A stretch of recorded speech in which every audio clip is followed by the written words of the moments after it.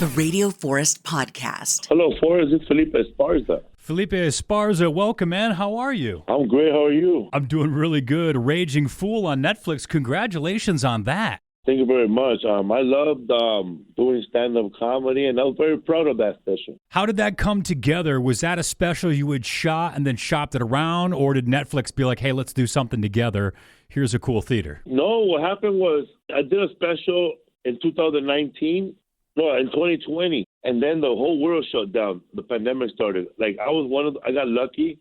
My special was shot February of 2020 when the pandemic was just like you were just hearing it here and there. And then I shot my special 2 weeks later in February, and then everything shut down. And my special came out during the pandemic in September of 2020. So I didn't get to do a lot of press for it, like no press, actually. No press. I didn't do no press. And that was a Netflix special, and we had like a bunch of billboards, but that's about it. Yeah. And nobody really knew about it. But this special, my wife and I, we shot it ourselves, and we produced it ourselves with our money, like it was our money. And then we leased it to Netflix for 2 years. Oh, so you do get it back, because I've heard before, if it's property of Netflix, like you don't get that back, and you also don't know how many people have seen it. Yeah, also you don't get it back, and you don't get a billboard.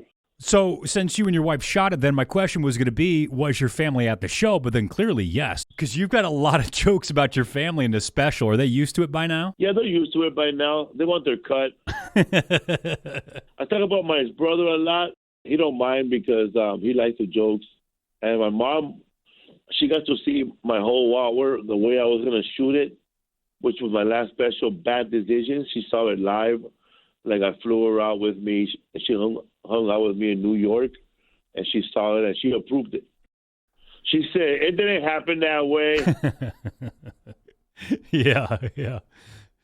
And you've got the What's Up Fool podcast, 500 episodes. That's a lot, man. What are some memorable episodes for you once you hit 500? Oh, man, we interviewed one of the guys from Hollywood Boulevard that dresses up like the Incredible Hulk for change. Why was that more memorable than like having these big stars on? Oh, because his story was amazing. I saw him on a documentary called Superheroes of Hollywood, and they interviewed all the superheroes that dress up and walk around Hollywood Boulevard, and they take pictures with the tourists, Superman, Wonder Woman, Batman, and he ended up being the Incredible Hulk.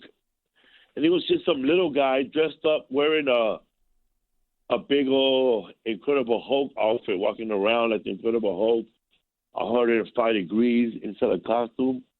He hit a string of bad luck immediately getting to Los Angeles before he was the Incredible Hulk. You know, like almost like a real life thing where all this anger was building up. When he first left to Los Angeles, he sold his PlayStation and bought a one-way ticket to Greyhound for Hollywood Boulevard. Wow. And on his way to Hollywood, he got pulled out of the bus because they thought he committed a murder. And later on, he was released because it wasn't him. So he got back on the bus. And when he got to Los Angeles, that's when was the first day of the LA riots. He ended up living in the hills of Hollywood. He said that he got a sleeping bag from Target, and he made a tent, and he lived in the Hollywood Hills to Los Angeles stopped burning. He's still hopeful. He looks at the world very happy and bright. He's like a modern day Job who's still confident. Did you find similarities between that story and like the struggles of you and your family coming to America and the issues you went into and being chased and turned away and all that? Did you find connections? Yes, because growing up, like most kids growing up, like we were illegal, but I didn't know. Like my mother never sat us down and said, listen, you're not like other people. Don't call them those names because those names apply to you too. Yeah. So I didn't know. My mom would just tell me on the way, don't talk to nobody, just run home. So we just run home. So I worked that into my material about being poor because I guess my parents were very good at hiding all that stuff from us. Because I remember I have a joke where I say that growing up, I didn't know I was poor. I didn't know how poor I was. So they transferred me and my friends to a better, nicer school. And then we were the only kids in that school standing in line for free lunch. We didn't know we were poor, but we felt better than those kids. We're looking at each other. That's messed up how they all have to pay. You've been on also several huge podcasts, Something's Burning, Two Bears, Whiskey Ginger, Rogan, Pete Holmes, Harlan Williams. But my favorite one, I got to admit, is seeing you on Right Now with John Goblicon. Oh, yeah, man. That was a lot of fun, that one. He's very sharp with it and witty. How long does it take to shoot some of these podcasts? Is it pretty much everything they do goes out, or sometimes are you there ahead of time? There's a pre-interview, you're hanging out, and then they shoot, and you're hanging out afterwards. Does it take all day? No, I get there, and then I was waiting for Goblicon to show up, and I wasn't expecting what I saw.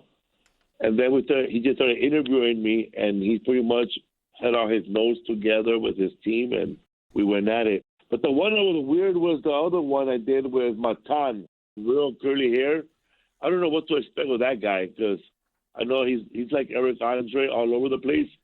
And one of the questions he asked me, because I'm the co-host of the Eric Andre show, which is wild too.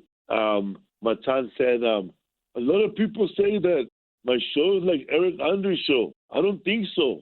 And then his friend comes in, and he starts bashing our desk with a hat, with a baseball bat. Then he picks up a baseball bat and starts trashing the whole stage. And I remember that when we shoot our interviews with Eric Andre, it's crazy because, first of all, we have the heat up real hot to make the guests uncomfortable. So it's like 130 degrees. We interview them for 1 hour. 1 solid hour, and we cut it to 2 minutes. Wow. Yes. And we have stunts in between the show. Like we have one sketch when we had Blake Griffin from the Clippers and Detroit Pistons, Blake Griffin, and he was just sitting there chilling, and a little guy ran out dressed exactly like me, a little person. His name is Gabriel. It's like, this guy is 3 feet tall. Dressed like you comes out. Yeah, remember Mini-Me from Austin Powers? This guy is shorter than that guy. So he comes out with my Mini-Me, and he jumps on Blake Griffin's leg. He starts drinking champagne, and then he has long hair with me, so it's a pretty wild show. And how was Eric Andre's party? I know you went to his party recently. That looked like that also was pretty wild. Yeah, Eric Andre's parties are always themed. You know, they're always themed into something. One time it was at a desert, and it was called Hicksville, and all the trailers are themed.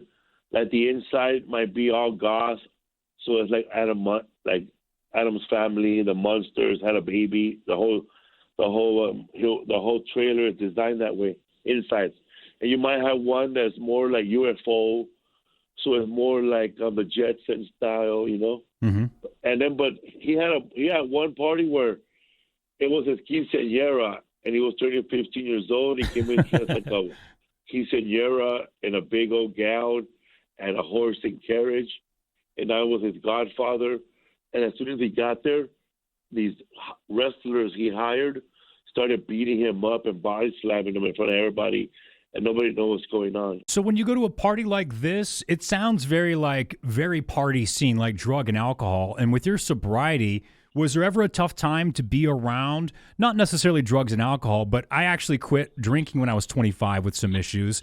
And for like 2 years, I couldn't really go out and hang in that scene. And now I'm okay. Did you struggle with that at all? Is that kind of a weird vibe for you being sober or not really? For me, it was harder because everywhere, my job has alcohol everywhere. Like my job wouldn't survive without alcohol. They have to sell alcohol at my job or they won't make no money. Yeah. So I gave myself 3 days first to sober up. 3 days. So the first day was the toughest. Okay. Then the second day was, oh man. And then the third day was the hardest because it's usually after the third day is when I tell myself that I could beat this, and then I don't. So I ended up drinking it 1 day at a time, man. And my problem is drinking. If I have a drink, I gotta look for a drug dealer immediately. You know, like I can't I just can't have one beer like a normal person. Like I envy those people that can have a wine with dinner or a pitcher of beer with pizza and go home. not me, man. Dude, I connect with that so much because I don't have a problem being around people drinking because I actually admire them. I'm like, oh, wow, no one's taking their shirt off and causing a scene. I'm kind of jealous of how fun you're having because I wish I wouldn't have ruined my relationship because I'm like you. I can't have one. It becomes 16, and then I end up who knows where. I know. And you end up kidnapping people. Let's go party. I know there's party over here at 3 in the morning. Yeah, exactly. I'd end up in any car. If you told me something was cool, I'd be with you in a second. You know what's crazy is how you would lie to people. Yeah, man. Oh, you want to go eat? I know the hamburger spot. And you wait, and then you end up leaving with some shady person there. Yeah, oh, absolutely. Now, you've got the At My Leisure tour coming to Boise here, Friday, Egyptian Theater. How do you do with traveling? I always struggle with traveling because I just can't eat well. I can't sleep well. I know that you're vegan. I know you've been losing some weight. How do you do that on the road, or have you been a road dog for so long it's not that much of a challenge anymore? Oh, man. Now, before it was tough because I would just have to eat Taco Bell, a burrito with just beans, and that's it. Now I just I travel sometimes with my own little lunch, or I make a big lunch before I leave, and then I eat in an airplane. Or sometimes, I eat an oatmeal, and then I'm fine. But I pretty much figured it out already. But before, when I was a meat eater, man, I was eating everywhere, man. I would eat a hamburger in the morning with a Coke for breakfast. But what I miss most, I miss cheese. I miss pizza, real cheese. Have you tried any of the vegan cheese? I know they have some. Some of the vegan stuff's getting a lot better. The fake meat, I actually like. I can't tell it in tacos. Impossible meat tastes good. Like, I love those tacos, the hard shell tacos with impossible meat. And it's better now. It's got a lot better because before, meat didn't taste that good. Like, it tastes like chicken if you forgot what chicken tasted like. Well, Raging Fool is on Netflix. He's got the What's Up Fool podcast. He's got another podcast, History of Fools. He talked about working with Eric Andre. And it's the At My Leisure World Tour, Friday, May 2nd, Egyptian Theater in Boise. Felipe Esparza, man, it's a complete honor to talk to you today. Thanks for taking some time. Thanks for having me, Forrest.